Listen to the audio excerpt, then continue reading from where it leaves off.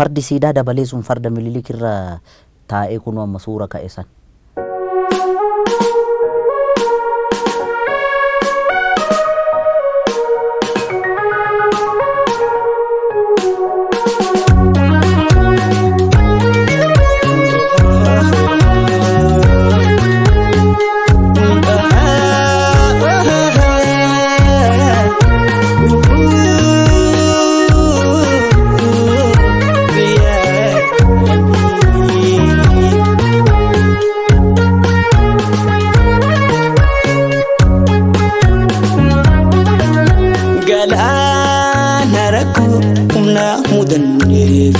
Fanganni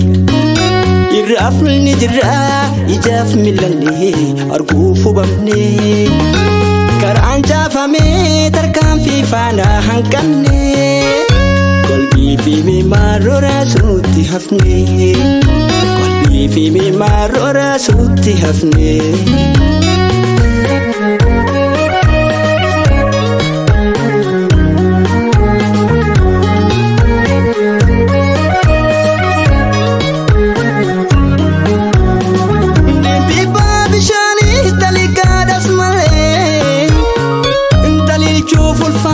Malwaya kan beekuuf diiramte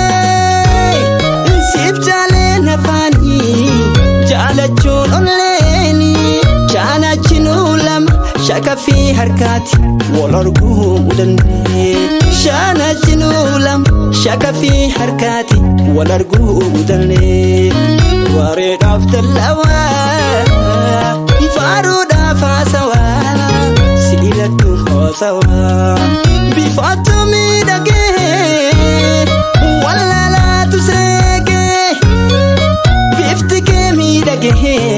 ya anak bunatti siniko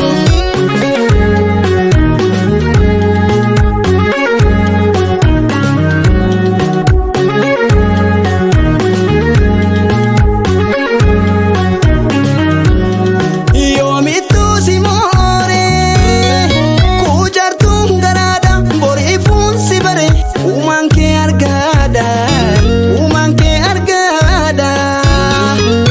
sahul amal dagahul oftuna galana hulfata nachil badra galana hulfata nachil badra hijibatan qabtu sibeken jara jalatte sinafte jalatte tinjra jalatte tinafte jalatte tinjra wallaga komoko agartu hundugada wallaga karoku agartu hundugada kujini sonneko siftume lamida kimbiko dambiko kesama domanko maloya lamiko maloya komoko mafarku nudikte maruma kesako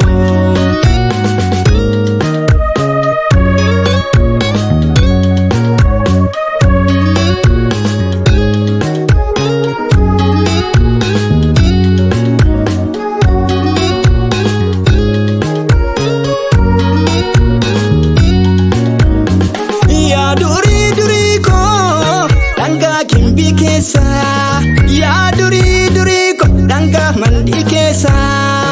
ya ana diba situna jabesa akka rabbi gudda furamun hinolu kumbi boranticha uji galtinolu kumbi boranticha uji galtinolu dukkanni naaf malte hero dafnamida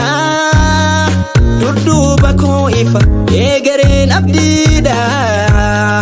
kantu fino kollu galmi ko dihoda kantu fino kollu galmi ko dihoda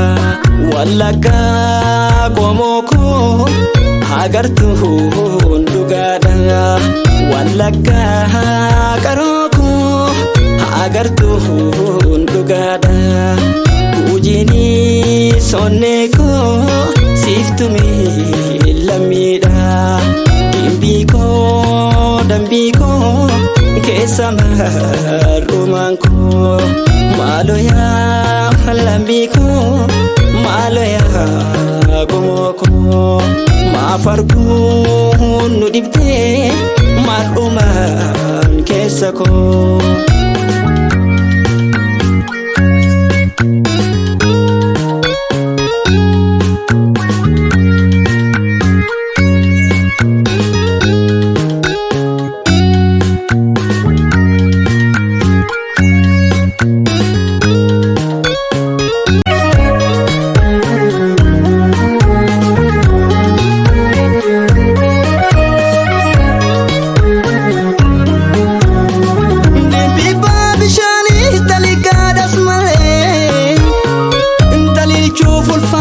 malwaya kan beekuuf diramte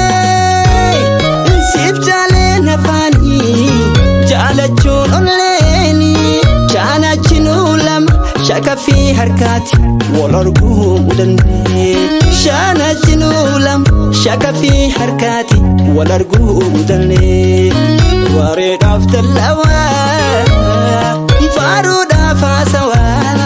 siilatu hoosawaa bifaatu miidhagee wallaalatu seegee bifti kee miidhagee yaa ana bunatti isinii ko